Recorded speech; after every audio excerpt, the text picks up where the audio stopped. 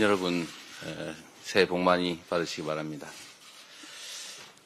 긴 설 명절 연휴가 끝났습니다.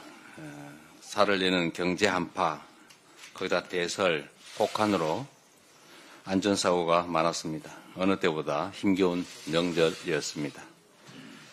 특히 28일 밤에 발생한 항공기 화재 사고 때문에 많은 국민들께서 놀라셨을 것 같습니다. 관계자들의 차분한 대응으로 큰 인명피해가 없었던 것이 참으로 다행스럽습니다. 안전은 국민의 삶과 직결되어 있습니다. 돌다리가 아니라 쇠다리라도 두들기고 건너는 그런 경각심이 필요합니다. 국민을 위한 안전점검 또 안전대비로 인명피해 없는 안전한 대한민국을 꼭 만들어야 되겠습니다. 연말 연시와 설 명절 전후로 우리 민주당 지방정부들이 주도한 적극적인 지역화폐 발행 때문에 해당 지역은 얼어붙은 지역 경제의 온기가 좀 살아났습니다. 약 2천억 정도의 예산을 특별히 마련해서 2조 원가량의 지역화폐를 발행했는데 지역사회에서 아주 효과가 컸다는 보도들이 이어지고 있습니다.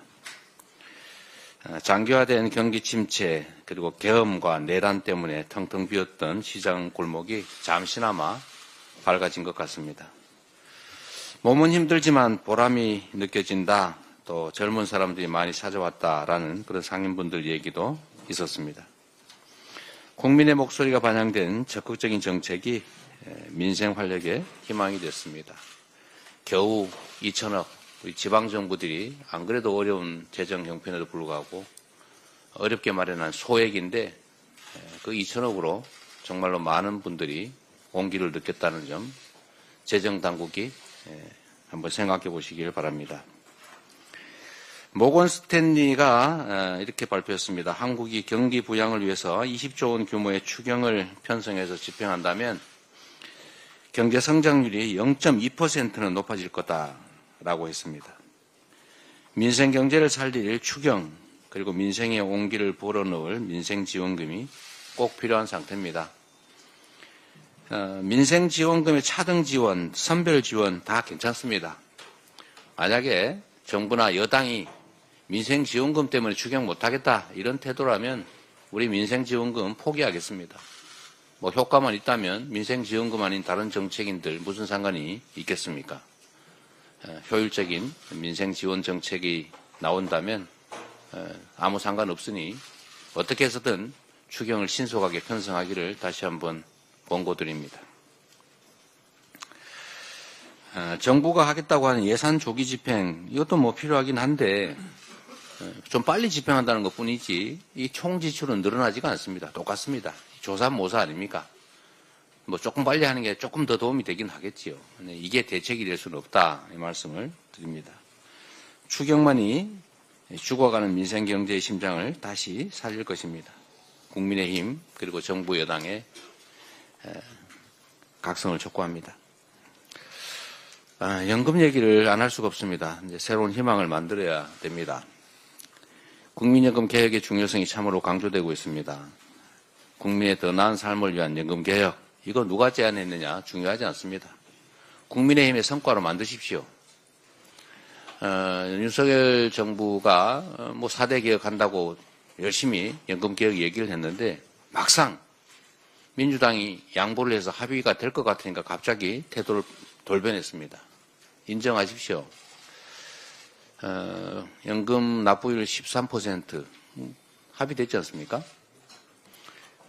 소득 대체율 44% 국민의힘이 주장했습니다. 민주당 50% 주장하다가 45%를 양보해서 합의하자고 했습니다. 국민 여러분께서 기억하시는 것처럼 제가 윤석열 대통령과 처음이자 마지막으로 영수회담을 했을 때 제가 이 제안을 분명하게 했습니다. 저는 45% 주장을 했지만 합의의 여지가 있다. 협상의 여지가 있다고 말씀드렸고 그때 당시 대통령께서 뭐 44% 합시다. 국민의힘 안대로 합시다. 또는 뭐 44.5로 합시다. 44.01%로 합시다. 이러면 제가 받을 생각을 가지고 가서 제안을 드렸던 겁니다. 근데 그때 당시에 제가 좀 황당했습니다. 다음에 하겠다. 뭐 이렇게 말씀하시더라고요. 그러더니 갑자기 국민의힘에서 조건을 갖다 붙였습니다. 44%에다가 구조개혁을 동시에 해야 된다. 이런 이상한 조건을 붙였어요. 구조개혁이 됩니까? 그렇게 쉽게. 안 되잖아요. 그래서 모수개혁만 합의하자라고 했던 것 아닙니까? 공연히 핑계대지 말고 이미 얘기됐던 거니까. 그때 당시에 국민의힘이 제안했던 44% 정도 선에서 우리가 1% 간격이 있습니다. 44냐 45냐. 그것 차이 때문에 안 하는 것보다는 저는 불만스럽지만 하는 게 낫다고 생각합니다. 뭐든지 그런 거 아닙니까? 완벽한 가장 좋은 안이 있어서 합의되면 추진되면 좋겠지만 그게 안 되면 약간 모자란 안이라도 합의하는 게 아예 안 하는 것보다는 훨씬 낫습니다. 그게 정치 아니겠습니까? 신속하게 모수개혁부터 2월 안에 매듭 짓기를 바랍니다. 자꾸 조건 붙이지 마세요. 이번에도 또 얘기가 될 것 같으니까 뭐 자동 안정화 장치는 꼭 받아주면 좋겠다 이런 얘기하고 그러던데 그건 또 다시 얘기하면 됩니다. 자꾸 뭘 조건을 붙이세요. 저는 그래서 이 생각이 들었습니다. 아, 이게 4대 개혁하자는 말만 하고 실제 할 생각은 없구나. 더 이상 국민을 속인다는 의심을 받지 않기를 바랍니다. 물꼬가 터진 만큼 이제 초당적이고 적극적인 협조를 통해서 연금개혁 일부나마 시행했으면 하는 바람입니다. 이상입니다.